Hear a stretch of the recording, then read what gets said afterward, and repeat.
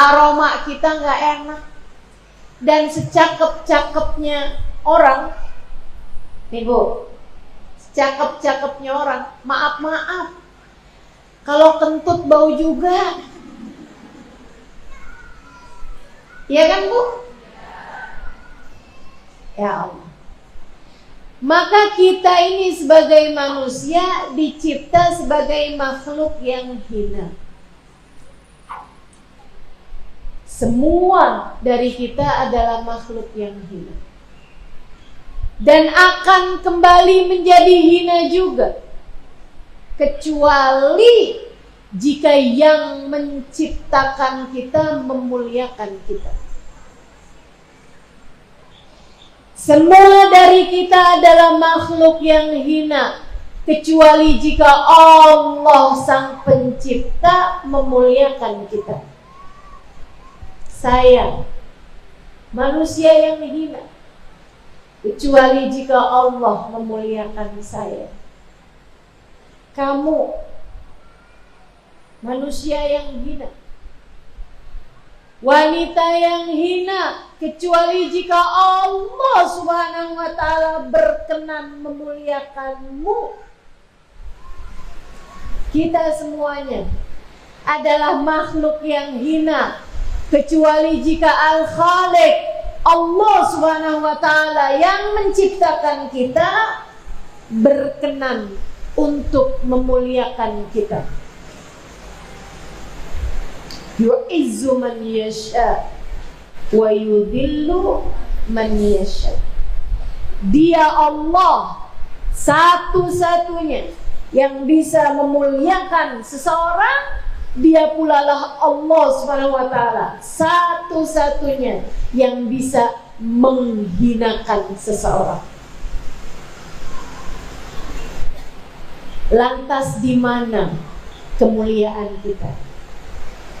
Ibu-ibu, adik-adik, kakak-kakak, teman-teman semuanya, letak kemuliaan ada pada dimuliakan oleh Allah Subhanahu wa ta'ala. Tapi di mana Allah meletakkan kemuliaan tersebut?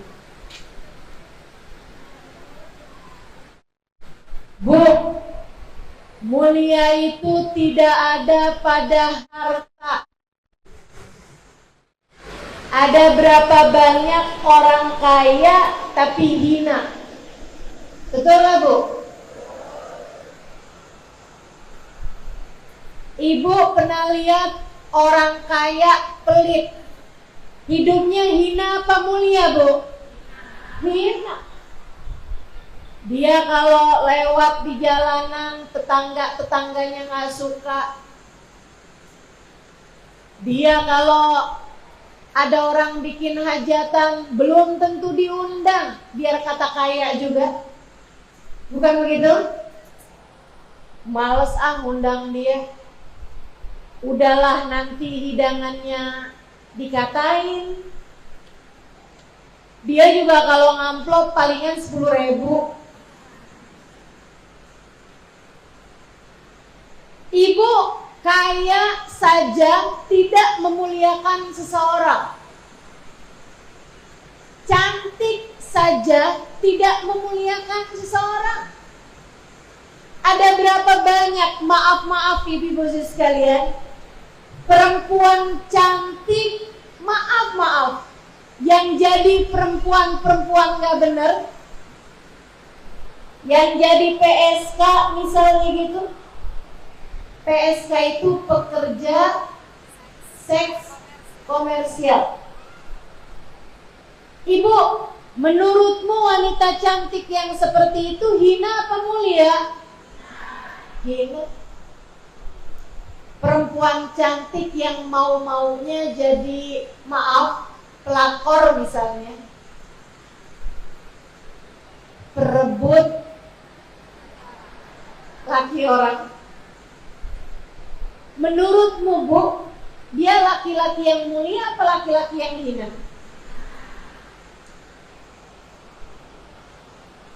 Ibu-ibu sekalian saya muliakan, kaya saja tidak memuliakan orang. cantik saja tidak memuliakan orang. Jabatan tidak memuliakan orang. Ibu-ibu sekalian, kita lihat di televisi kita. Ada orang yang sehari menjabat, semua orang nunduk-nunduk. Besokannya dia masuk ke pengadilan. Semua orang-orang kepengen nimpuk. Masya Allah. Sehari kelihatan mulia, sehari kelihatan hina. Kenapa begitu? Karena memang jabatan tidak membuat seseorang menjadi sungguh-sungguh mulia. Hanya terlihat mulia. Kelihatannya doang tuh Bu mulia. Itu juga kalau nggak ditangkap sama KPK. Betul ya? Maka apa sebenarnya yang dapat memuliakan seseorang? Jika bukan karena harta kekayaan, bukan karena kecantikan rupa, bukan pula karena jabatan yang dia miliki, apa sebenarnya yang lebih dapat memuliakan seseorang?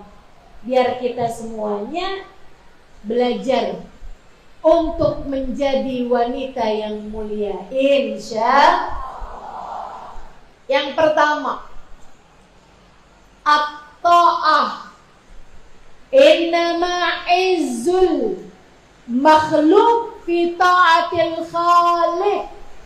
Sesungguhnya kemuliaan makhluk terdapat pada ketaatannya kepada Sang Maha Pencipta. Kamu kalau kepengen hidup mulia, yang taat sama aturan Allah Subhanahu wa Ta'ala, sebab tak ada yang lebih dapat menghinakan manusia daripada dosa. Taatlah kepada perintahnya dan jauhilah perbuatan dosa. Kerjakan perintah, jauhi larangan, dengannya kamu layak untuk menjadi wanita yang mulia. Sholat jangan tinggal.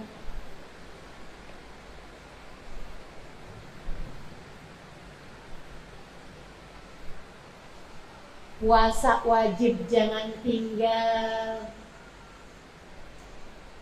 Sedekah jangan tinggal. Yang jadi istri, jadilah istri yang benar. Yang jadi ibu, didik anak dengan benar, sesuai dengan ajaran-ajaran Islam. Dengannya kamu akan menjadi wanita yang mulia. Sholat, ibadah, memuliakan kita. Doa, memuliakan kita.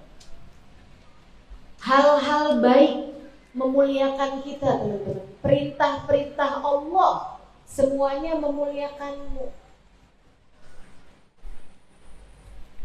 Teman-teman seribu sekalian yang saya muliakan, saya banyak jumpa dengan orang-orang yang dari mereka saya tahu betapa ternyata kemuliaan memang dari jalan taat yang telah mereka tempuh. Mereka akan mengucapkan selamat tinggal. Mereka tidak akan tertarik kepada semua jenis dosa-dosa yang diajukan dalam kehidupan mereka, apapun itu, kayak apapun bentuknya. Harta diajukan kepada mereka, tapi haram mereka tidak akan tertarik padanya. Adik-adik saudara sekalian, ada banyak dek anak-anak muda sepertimu yang menjadi mulia. Kenapa? karena mereka tidak tertarik dari perbuatan-perbuatan dosa. Nggak tertarik pacaran, nggak tertarik dekat dengan laki-laki yang bukan mahramnya dan tidak halal baginya. Mereka perempuan-perempuan mulia. Adik-adik saudaraku sekalian yang saya muliakan, jangan sampai ada di antaramu baru dikasih coklat sebatang, udah mau aja dipegang-pegang tangannya, dipegang-pegang badannya. Murah benar. Kalian lebih berharga daripada itu semua. Jangan. Kalau kamu pengen jadi wanita yang mulia, dek, yang lagi pada punya pacar, putuskanlah pacarmu.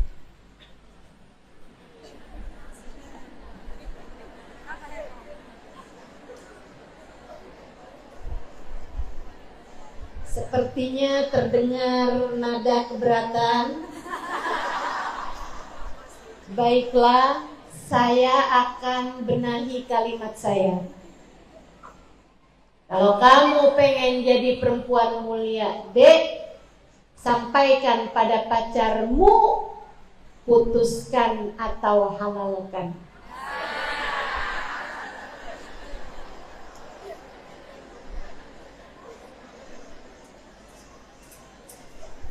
Putuskan atau kalau dia bilang, tapi saya belum punya uang untuk menghalalkanmu, bilang padanya, nggak apa-apa. Nanti kita akan sama-sama berusaha untuk menjadi hamba Allah yang bertakwa. Sebab kepada mereka yang bertakwa Allah janjikan kemudahan urusan rezeki. Kata Allah, a'udzu billahi minasyaitonir rajim. Man yattaqillah yaj'al lahu makhraja wa yarzuqhu min haitsu la yahtasib.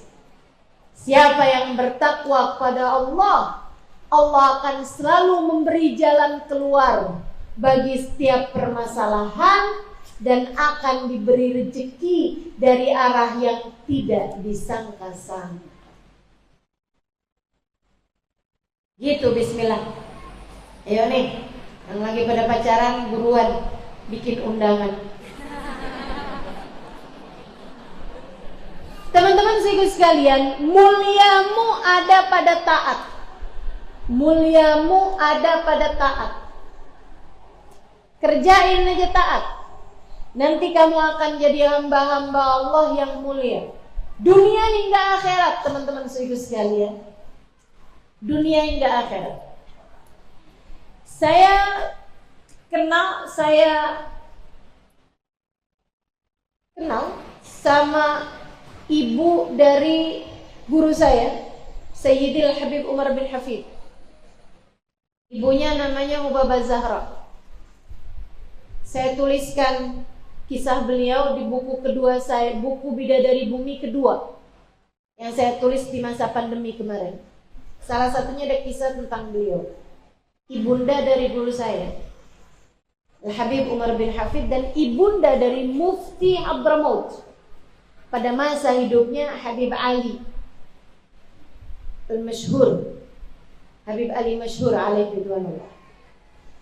Sedikit sekalian yang saya muliakan, beliau punya anak banyak. Kalau nggak salah yang laki-laki aja 5, yang perempuan 7 apa?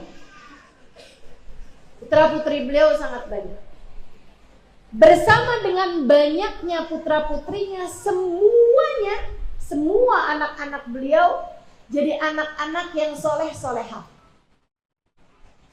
Dan 2 diantaranya menjadi orang yang sangat terpandang. Habib Ali Masyhur, beliau menjadi mufti pada zaman hidup beliau, baru-baru aja meninggal di masa pandemi. Dan kemudian Salah satu dari putra beliau, Habib Umar bin Hafid, menjadi ulama, tokoh ulama paling berpengaruh di atas muka bumi ini. Salah satu dari tokoh ulama yang paling berpengaruh di zaman sekarang ini, Habib Umar bin Hafiz. Sedikit sekalian yang saya muliakan, ada banyak orang tanya kepada beliau, Hubabah, gimana caranya biar kita punya anak-anak soleh-solehah? Gimana caranya biar kita punya anak tuh jadi kayak anak-anaknya Hubabah tuh, orang yang Masya Allah, ilmunya manfaat, jadi ulama, jadi orang yang banyak bermanfaat. Hubabah Zahra sembali tersenyum menjawab, kamu punya anak? Punya Hubabah. Karenanya saya tanya sama Hubabah, kamu pengen anak kamu soleh-solehah? Betul Hubabah. Gimana caranya Hubabah? Hubabah jawab, gampang. Kamunya aja jadilah ibu yang soleh. Kamu pengen anak-anak kamu soleh-solehah? Gampang. Kamunya sebagai wanita jadilah wanita yang soleh. Solehah gimana maksudnya? Taat sama perintah Allah, jauh dari perbuatan-perbuatan dosa. Semoga Allah jadikan kita salah satunya. Amin. Amin ya Rabbal. Jadi kalau kamu pengen jadi wanita yang mulia, yang taat. Hubabah Zahra ini teman-teman, saya ketika nulis buku Bidadari Bumi 2 itu, saya kenal sama beliau dan saya berniat menjadikan beliau salah satu dari yang saya ceritakan. Tapi tidak banyak kisah kehidupan beliau yang saya tahu. Karenanya saya berkirim surat kepada keluarga beliau. Saya bilang, ana dzalhinatu. Saya sekarang ini lagi nulis tentang beberapa perempuan-perempuan salehah. Kalau kamu berkenan, tolong tuliskan untuk saya kisah hidup dari Hubabah Zahra, nenek. Jadi saya kirim surat kepada cucu beliau, putri dari guru saya. Ternyata sama beliau minta untuk bibi-bibinya menuliskan juga atau menceritakan, beliau menuliskannya untuk saya.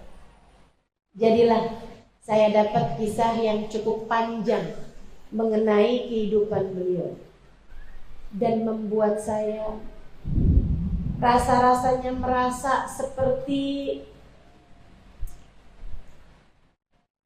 serpihan rengginang di kaleng kongguan yang suka dihidangkan di hari lebaran. Kayak gak ada papanya gitu sama kehidupan wanita yang sangat solehah ini. Hubabah Zahra itu nikah, teman-teman sekalian, sama ayahanda dari guru kami, Habib Umar bin Hafid. Itu mas kawinnya sangat sedikit. Mereka berumah tangga, bikin rumah, dibuatkan rumah kecil di dekat Masjid Al-Muhdar. Mereka tinggal di sana, ada satu ruangan kamar dengan satu ruangan ruang tamu dengan dapur yang nyambung di situ. Sangat kecil sekali dan barang yang diberikan itu hanya 2 atau 3 buah piring dengan sendok dan garpu yang bahkan sudah gompel. Peralatan dapur yang sangat sederhana. Dan beliau menceritakan hal itu kepada anak-anaknya dengan rasa penuh kebanggaan. Dia bilang, kalian tahu nggak, Mamah nih waktu kawin, mas kawinnya dong. Apa mah? Piring 3 buah. Panci 1 buah. Beliau menceritakan kesederhanaan itu dengan penuh rasa bangga, hingga membuat anak-anaknya keheranan. Kemudian anak-anaknya bertanya, "Ma, kenapa mama bangga menceritakan hal ini kepada kami?" Beliau masih dengan senyum penuh kebanggaan menjawab, "Mama seneng banget nak, mama punya mas kawin, punya hadiah pernikahan yang sangat sederhana. Karena artinya kehidupan mama mirip sama kehidupan putri Nabi Muhammad Sayyidah Fatimah Zahra." Mama berharap kehidupan mama yang sangat sederhana di dunia membuat mama dapat bersanding bersama dengan wanita paling mulia Sayyidah Fatimah Zahra. Kemuliaan tidak berdasar dari harta. Ibu sekalian saya muliakan, putrinya kembali bercerita, "Saya dari sejak kecil, ketika masih tinggal bersama dengan Umi, dia bilang kamar saya sebelahan dengan kamar Umi. Satu malam saya terbangun jam 2-an malam. Saya lewat kamar Umi karena saya mau pergi ke dapur, haus, mau ambil air. Saat saya melewati kamar tersebut, saya mendengar suara rintihan. Saya pikir, duh kesiannya, Umi nangis nih sepertinya. Saya pun membuka pintu kamar perlahan, dan di sanalah saya terpukau. Saya pikir Umi sedang menangis di atas tempat tidur karena mengingat suaminya yang diculik. Suaminya itu diculik. Jadi sampai sekarang makamnya Habib Muhammad bin Salim bin Hafid nggak ada yang tahu. Karena pada masa saat guru kami berusia 10 tahun, Habib Umar bin Hafid, itu ayahandanya diculik oleh kaum Syu'u'i. Kalau di kita PKI, jadi kaum komunis menjajah Yaman lebih belakang dari kita. Kita tahun berapa tuh dijajah sama komunis? Masukan PKI tahun berapa? 1965. Nah kalau mereka tuh di atas tahun 70-an gitu. Jadi ketika ini terjadi, salah satu dari yang diculik itu adalah ayahandanya guru kami, sehingga nggak pernah ketahuan makamnya di mana. Dia bilang, saya dengar suara rintihan tangisan, saya pikir nih Umi lagi nangis di atas tempat tidur, kenapa gitu, kesian amat. Begitu saya buka pintu kamar, Umi saya sedang di atas jadahnya. Beliau sudah mengerjakan sekian banyak rakaat sholat untuk kemudian mengangkat tangannya kepada Allah. Dengan linangan air mata, dengan rintihan, beliau berdoa pada Allah, ya Allah, ampunilah dosa-dosa kami. Ampunilah dosa-dosa kami. Muliakanlah kami dunia akhirat, ya Allah. Beliau mendoakan umat Nabi Muhammad. Beliau mendoakan anak-anaknya. Yang didoakan bukan cuma urusan dunia, Bu. Bukan cuma sekedar anak biar pada punya pekerjaan yang bagus, biar pada punya rumah tangga yang harmonis, bukan hanya itu. Akan tetapi yang didoakan jauh lebih penting keselamatan anak-anaknya kelak di akhirat nanti.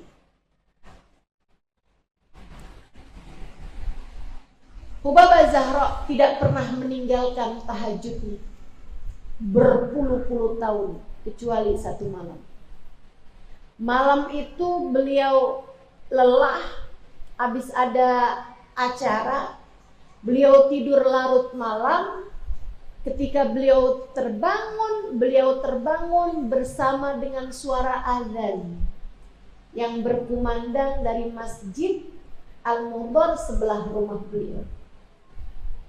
Anak-anaknya bercerita, ketika Hubabah Zahra terlewat dari tahajudnya, beliau bangun dari tidur dalam keadaan panik, ketakutan, nyaris beliau gemeteran, lututnya nyaris tidak bisa bangun dari tempat tidurnya. Beliau bilang, al-adhan, adhanil fajar, itu suara azan subuh. Maghribul laila, malam ini saya nggak bangun malam nih. Astagfirullah. Berlinangan air mata beliau, gemeteran badannya, kemudian bilang, samihni ya Rab,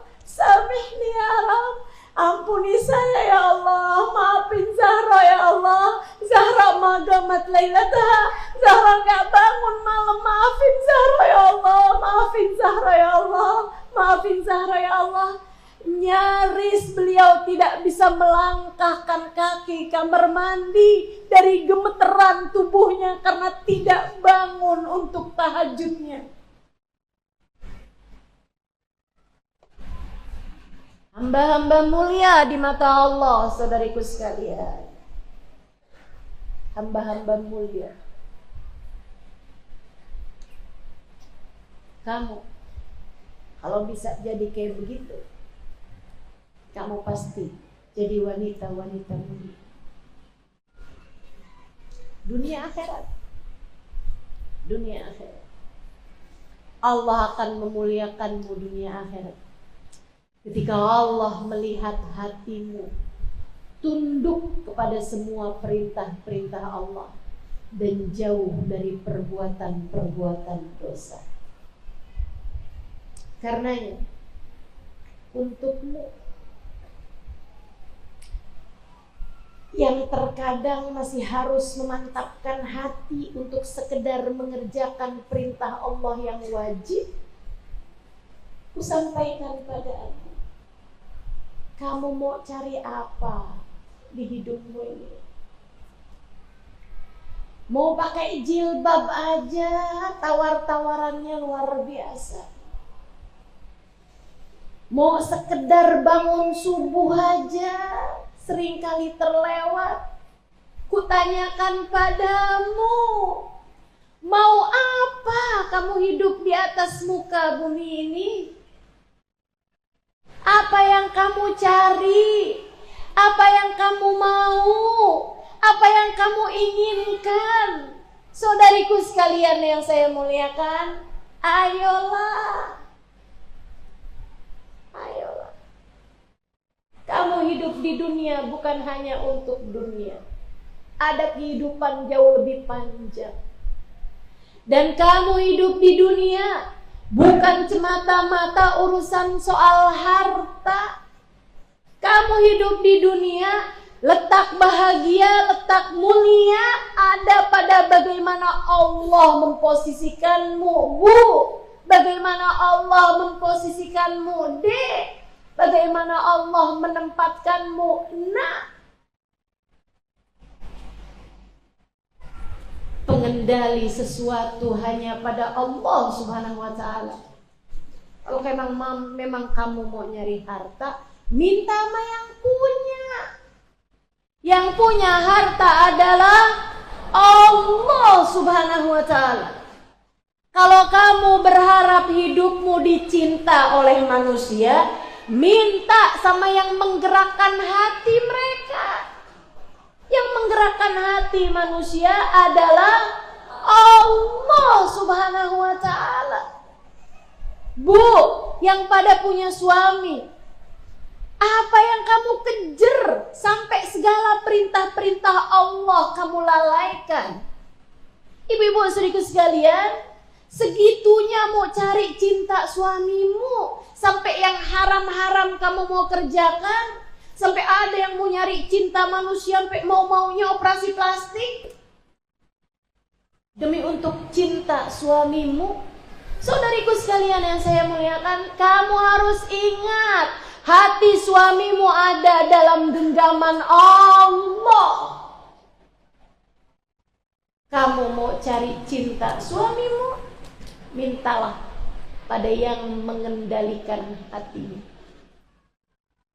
Dan Allah Subhanahu wa ta'ala yang menggerakkan segala sesuatu akan memberikan kemuliaan padamu ketika Allah melihat hatimu tunduk kepadanya, menjalankan perintahnya, menjauhi larangannya. Pengen hidup mulia, jalankan perintah Allah, tinggalkan larangan-larangannya. Jadilah hamba yang taat kepada perintah Allah, seperti apapun perintahnya, insya Allah. Itu nomor 1. Ada pada taat. Yang nomor 2, kalau kamu kepengen jadi wanita yang mulia, kemuliaan ada pada ilmu. Rajin-rajinlah pelajari ilmu agama. Bu, Kak, Dek, apalagi di zaman sekarang ini, kalau mau ngaji tuh gampang banget. Nggak harus selalu hadir di majelis-majelis. Bahkan tiap hari kamu bisa ngaji. Tiap hari kamu bisa dengerin kajian. Tinggal buka YouTube, ada banyak banget tuh kajian dari ulama-ulama kita bertebaran. Mau tiap hari dengerin aja bisa.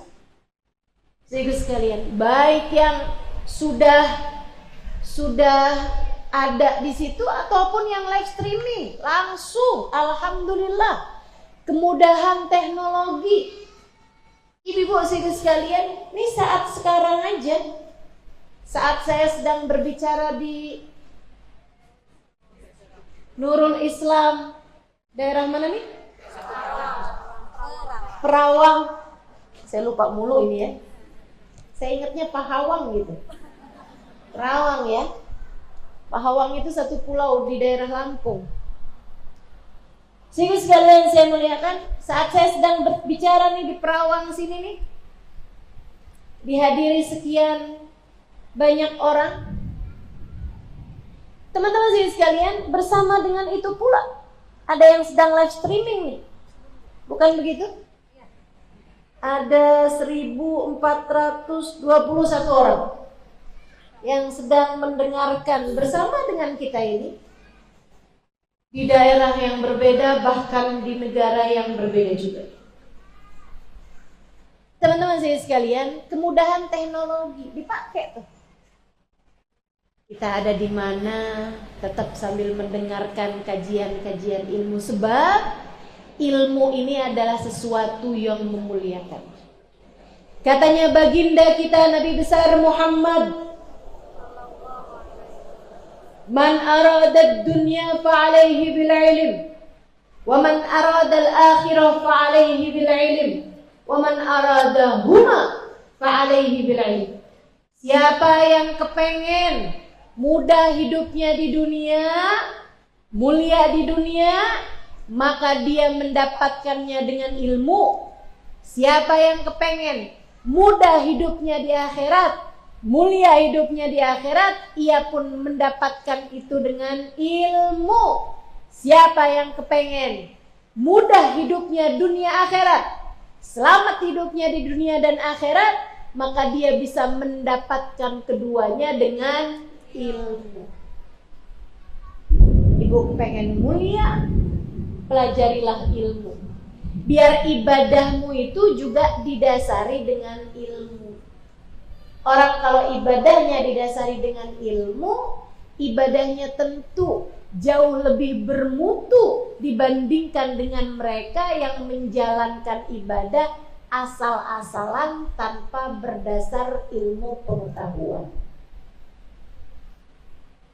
Karenanya sampai disebutkan oleh Imam Ghazali dalam Minhajul Abidin, orang berilmu 2 rakaatnya lebih baik, lebih disukai Allah daripada 200 rakaat ibadahnya orang yang tidak berilmu. Jauh banget nih. Kenapa gitu? Karena orang kalau berilmu ibadahnya jauh lebih bernilai. Dia tahu caranya, dia ngerti arti bacaan-bacaan sholatnya, dia paham harus berpikir apa dalam setiap bacaan-bacaan sholatnya tersebut. Ilmu.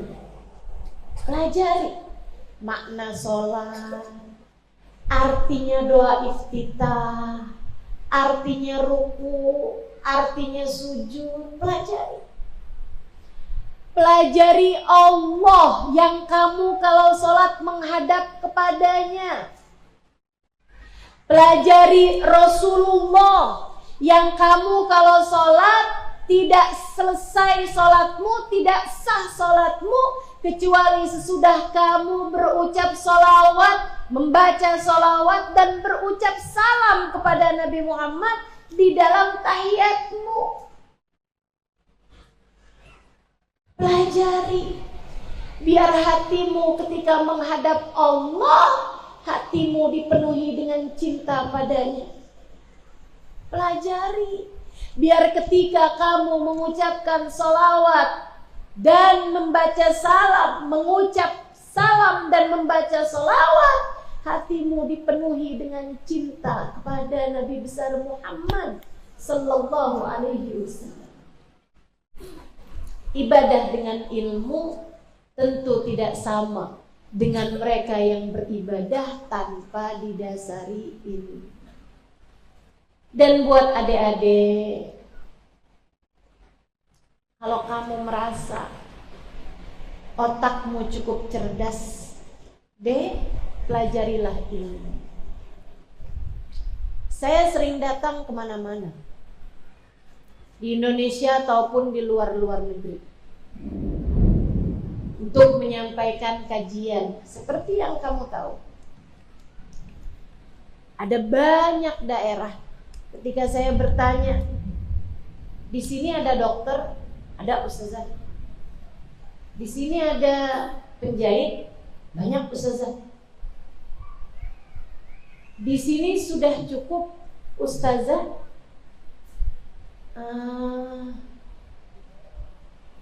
Yang ngerti tafsir Quran ada.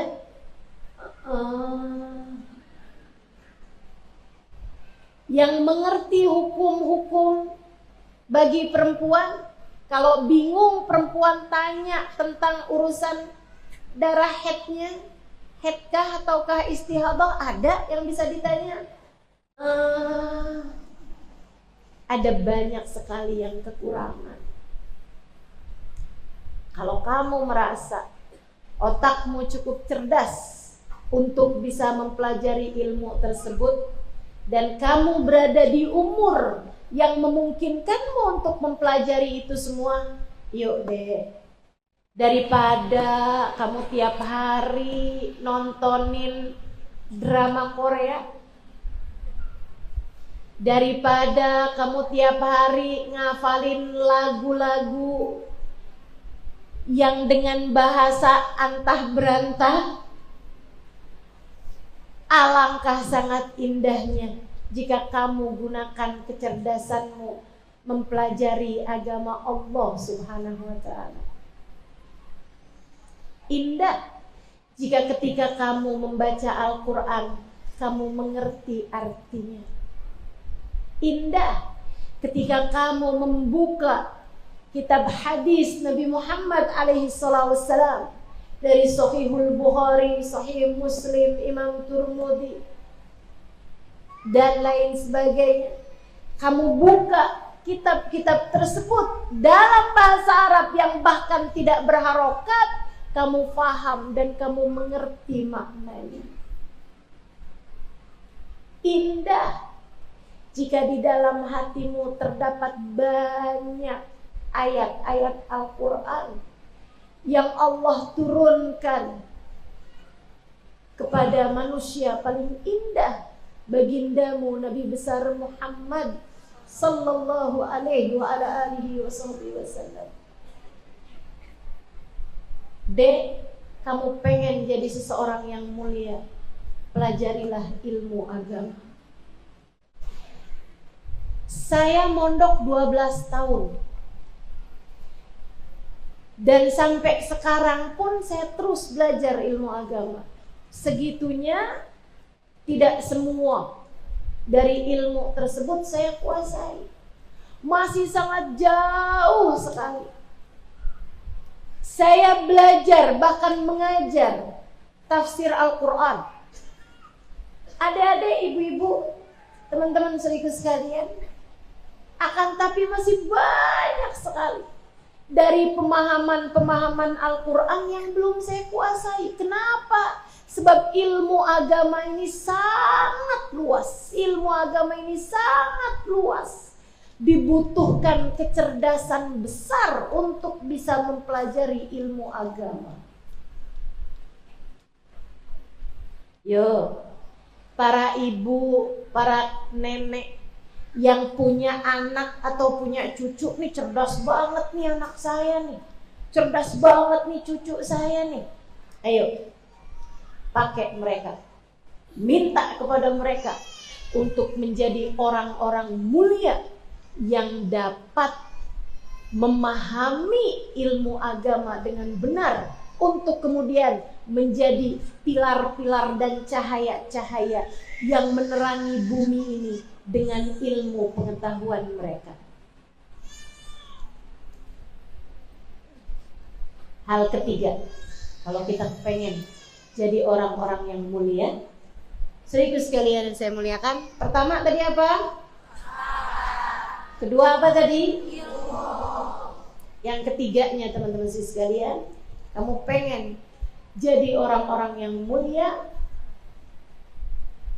baguskan hatimu, bersihkan hatimu. Pengen jadi orang mulia, hatinya mesti bersih. Kalau hatimu tuh terlalu banyak kebencian, terlalu banyak permusuhan, susah mau mulianya. Kayak rumah aja loh, walaupun besar rumahnya, walaupun bagus rumahnya, kalau terlalu banyak kotoran, nggak jadi cakep lagi rumahnya, betul nggak? Ibu masuk nih ke rumahnya orang, bagus banget dari luarnya, begitu dibuka, kotoran ayam banyak banget, Bu. Masuk ke dalam rumah, ya ampun, ada darah ceceran, ada nanah, ada kotoran manusia. Jadi bagus gak rumahnya? Betah gak kamu di dalamnya? Demikian pula dengan walaupun sholatnya banyak, walaupun sedekahnya banyak, walaupun ilmunya banyak, tapi kalau hatinya kotor, gak jadi mulia. Hati, pusat pandangan Allah Subhanahu wa ta'ala. Allah kalau udah lihat hati seseorang bersih, kalau udah Allah lihat hati seorang manusia bagus, Allah pun berkenan untuk berada di dalam hatinya. Dia akan mudah mengingat Allah dalam tiap waktunya. Allah akan berkenan untuk berada di dalam hatinya. Dan Bu, hati itu kalau bersih, kalau sehat, kalau bagus, dia tahu siapa yang harus dia cinta. Hati kalau sehat, kalau bagus, kalau bersih, dia tahu siapa yang harus dia cinta. Karenanya Nabi Muhammad mengatakan hubbud dunya ra's kulli khati'ah. Cinta terhadap dunia adalah induk segala keburukan. Kenapa begitu? Sebab hati kalau isinya cinta terhadap dunia, jadi hati yang kotor. Kalau hatinya kotor, Allah enggan, Allah tak berkenan untuk berada di dalamnya. Dan Allah pun tak berkenan untuk meletakkan rasa-rasa yang indah di dalam hati tersebut. Salah satu rasa paling indah yang Allah perkenankan ada dalam hati seseorang adalah cinta kepada baginda Nabi besar Muhammad sallallahu alaihi wa ala alihi wasallam. Kamu pengen mulia, bersihin hati. Dari apa dibersihinnya Ustazah? Dari sifat-sifat yang tidak terpuji. Di hatimu ada hasud, di hatimu ada iri dengki, di hatimu ada kesombongan. Saudariku sekalian yang saya muliakan, kamu akan sulit menjadi hamba yang tercinta di sisi Allah dengan membawa sifat-sifat buruk tersebut. Senang kalau orang lain susah. Susah kalau orang lain senang. Kenapa begitu? Kenapa begitu? Senang kalau suami jauh dari ibunya. Kenapa begitu? Susah kalau suami dekat sama ibunya. Kenapa begitu? Jangan begitu jadi menantu.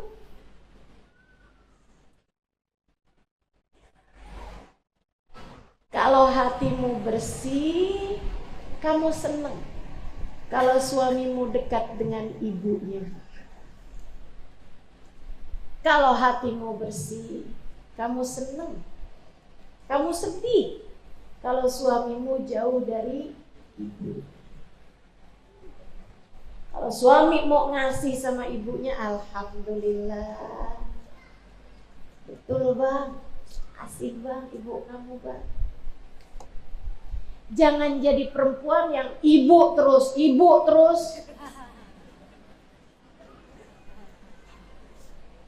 Rumah tangga gak diurusin, istri gak dibeliin apa-apa, ibu aja.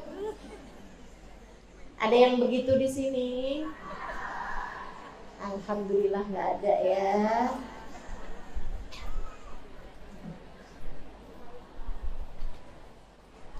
Suami saya dekat sama saudaranya Ustazah, saya sebel aja. Lah kenapa? Inna silah yata'alaq tahtal arsh. Sesungguhnya hubungan kekerabatan, saudara tuh, kakak adik tuh, hubungan kekerabatan, hubungan pertalian darah bergantung di bawah arsh. Dan berdoa, Allahumma sil man wasalani waqta' man qata'ani. Ya Allah, sambungkanlah hubunganmu dengan hamba-hambamu yang menyambungkan hubungannya denganku, dan putuskanlah hubungan hambamu yang memutuskan hubungannya denganku. Jadi kalau ada orang yang putus hubungan sama kakaknya, putus hubungan sama adiknya, dia pun kebanyakannya putus hubungan dengan Allah Subhanahu wa ta'ala. Nah, kamu jadi istri harus lega hati kalau suamimu dekat dengan saudara-saudara. Kan begitu? Kamu juga begitu. Bersihin hati yang sayang sama saudara sendiri. Bu, Saya sih selalu berpikir, kalau bukan saya yang menyayangi saudara-saudari saya sendiri, siapa lagi? Betul kan? Yang sayang sama saudara. Ustazah, masalahnya saudara saya nih gak sayang sama saya. Masalahnya ustazah, saudara saya nih suka ngerebutin urusan warisan. Bu, Kak, Dek, dengerin saya. Kalau ada saudaramu yang merebutkan warisanmu, kasih. Kenapa gitu? Jauh lebih baik bagimu kehilangan harta daripada kamu kehilangan saudara. Harta masih bisa dicari, akan tetapi saudara, kalau kamu terputus kehilangan saudaramu, di mana kamu bisa mencari saudaramu?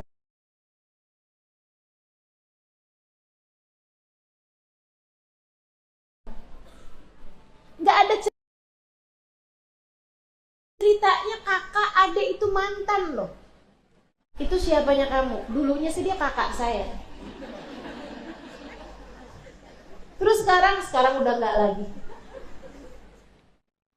Gak ada ceritanya teman-teman. Yuk kita buat baik sama semua orang, insya Allah.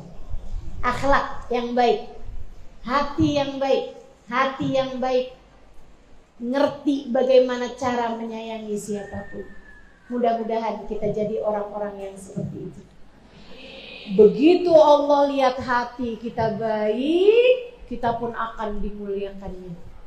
Lan yanalullah luhumuha wala dima'uha walakin yanaluhu taqwa minkum. Orang gak bisa sampai kepada Allah dengan darahnya, dengan kulitnya, akan tapi yang bisa sampai kepada Allah adalah takwa di dalam hati kita. Kamu mau sampai kepada Allah, kamu mau sampai kepada surga Allah, kamu mau sampai kepada kemuliaan di sisi Allah Subhanahu wa taala, pengen jadi wanita yang mulia, hatimu bersihkanlah, sebab ia hanya bisa sampai dengan hati. Mulia adalah kemuliaan hati. Mulia adalah kemuliaan akhlak, bukan semata-mata paras, bukan semata-mata harta, bukan semata-mata rupa ataupun jabatan. Saudaraku sekalian, semuanya terletak pada kebersihan hati kita, bagusnya hati kita, yang dari bagusnya hati akan melahirkan bagusnya akhlak dan pekerti.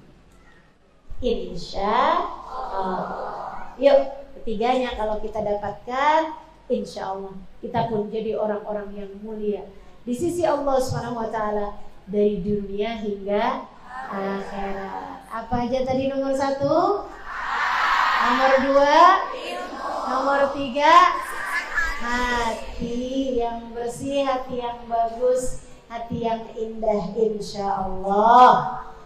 Kita baca suratul Fatihah. Nah ini waktunya memang sangat terbatas. Saya dibilangin masjid dipakai buat sholat, jadi sebelum asar harus sudah beranjak dari sini. Yuk kita baca suratul Fatihah.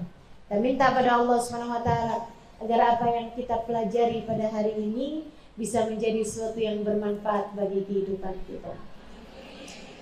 Semoga Allah karuniakan kepada kita ketiganya. Semoga Allah karuniakan kepada kita ketiganya. Semoga Allah karuniakan kepada kita ketiganya. Kita dijadikannya sebagai hamba-hamba yang selalu taat di jalannya. Kita dijadikannya sebagai orang-orang yang dikaruniai ilmu yang manfaat. Dan kita juga dikaruniakan olehnya kebersihan hati, sehingga terlahir darinya mulianya budi pekerti. Ala hadhihi niyyah wa bi kulli niyatin salihah. Bi hadratin Nabi Muhammad sallallahu alaihi wasallam. Al-Fatihah.